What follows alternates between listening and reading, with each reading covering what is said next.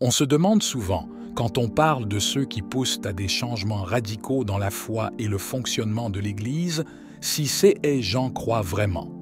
Ont-ils la foi catholique? Dans la plupart des cas, juger ces choses n'est pas la chose la plus prudente à faire, mais certains disent clairement qu'ils ont remplacé la foi catholique par des valeurs laïques, des valeurs mondaines, et qu'ils tentent ensuite de les imposer à l'Église, prétendant que cela qu'ils imposent est en fait la vraie foi catholique. Cette substitution de valeurs est particulièrement évidente lorsque l'on observe leur tentative de moderniser l'Église pour la rendre plus pertinente dans le monde moderne.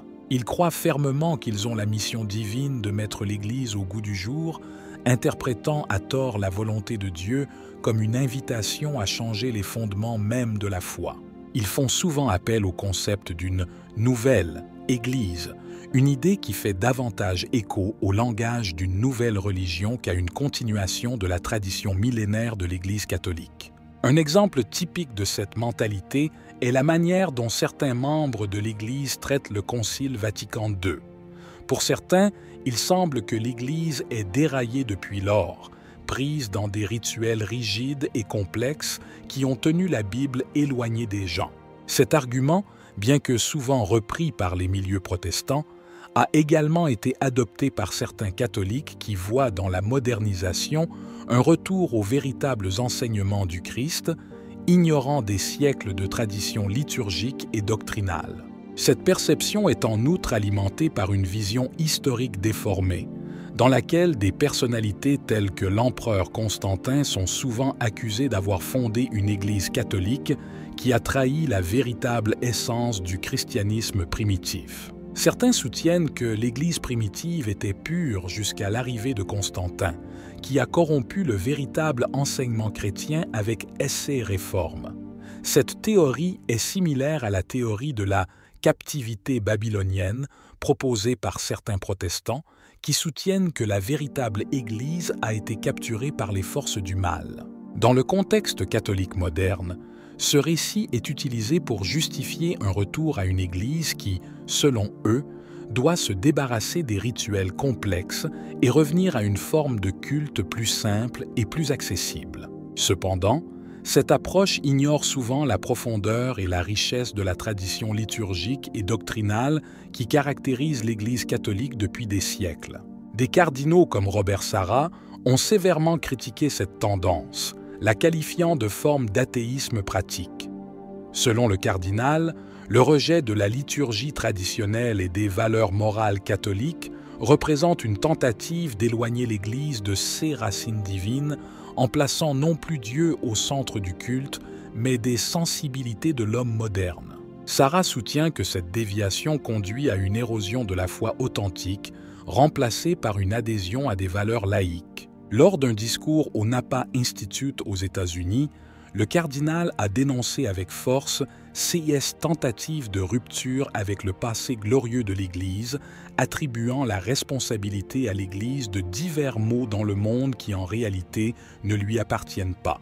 Il a souligné comment le rejet de la liturgie traditionnelle est lié à la défection de l'Europe du christianisme, avec un abandon progressif de la foi qui a accompagné les réformes liturgiques des dernières décennies. Sarah a décrit cette forme d'athéisme pratique comme une situation dans laquelle Dieu est mis de côté, non pas explicitement nié, mais relégué à un rôle marginal dans la vie quotidienne et dans le culte. Il a noté que cette mentalité est également entrée dans l'Église elle-même, comme en témoigne le rejet de la morale catholique traditionnelle et de la forme traditionnelle de la liturgie catholique. Ce phénomène, selon le cardinal, ne représente pas une simple opposition intellectuelle à Dieu, mais une action qui réduit la centralité de Dieu dans le culte et la vie morale en le remplaçant par une vision du monde centrée sur l'homme et ses besoins modernes. Le cardinal a lié la crise de la foi en Europe aux réformes liturgiques post-Vatican II,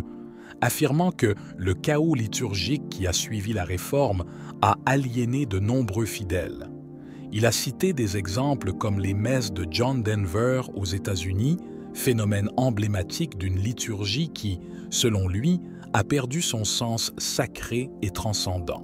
Il a également critiqué le fait que l'Église ait cédé du terrain à la politique laïque, le pape Paul VI ayant abandonné la tiare papale comme symbole de renonciation à l'autorité de l'Église sur les questions temporelles. Sarah y voit le symptôme d'un problème plus profond, une forme d'athéisme pratique où la religion est réduite à une question de sensibilité culturelle plutôt qu'à une relation vivante avec le divin.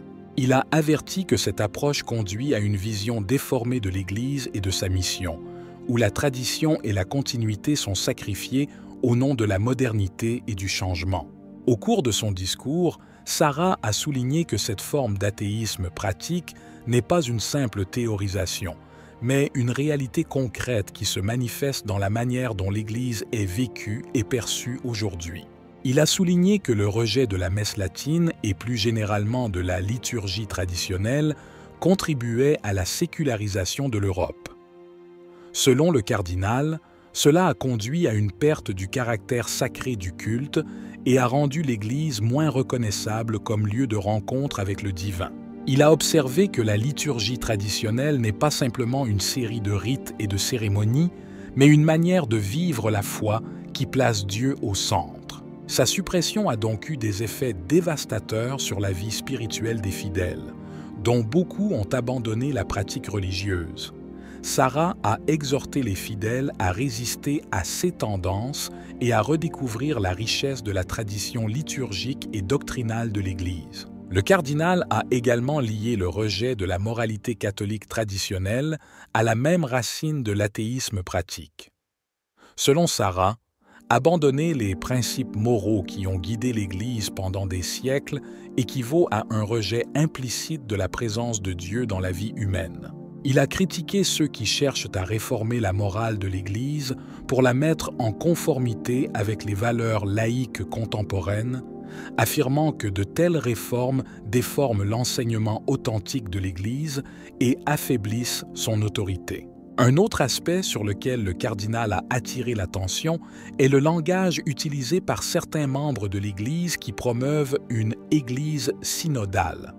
Sarah a observé que la façon dont C.I.S. évêques parlent d'une nouvelle Église reflète une idée de rupture avec le passé, comme s'il était nécessaire de construire une Église nouvelle et différente pour répondre aux besoins modernes. Cette vision, selon le cardinal, est profondément erronée car elle ignore la continuité de la tradition et le caractère immuable du depositum fidei, le dépôt de la foi.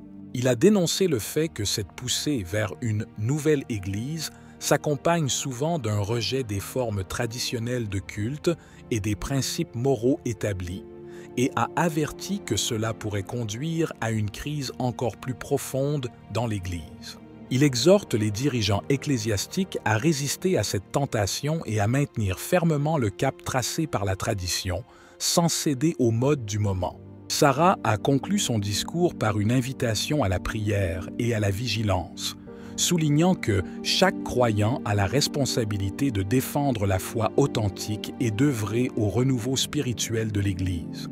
Il a encouragé chacun à rester ferme dans la foi, même face aux difficultés, et à toujours essayer de vivre selon les enseignements du Christ et de son Église. Sarah a appelé à un retour à la véritable essence de la foi catholique, invitant les fidèles à maintenir vivante la tradition liturgique et morale qui a toujours défini l'Église. Il a souligné que ce n'est que par une fidélité inconditionnelle à la doctrine et à la liturgie traditionnelle que l'Église peut espérer résister aux pressions séculières et continuer à être une lumière directrice dans le monde.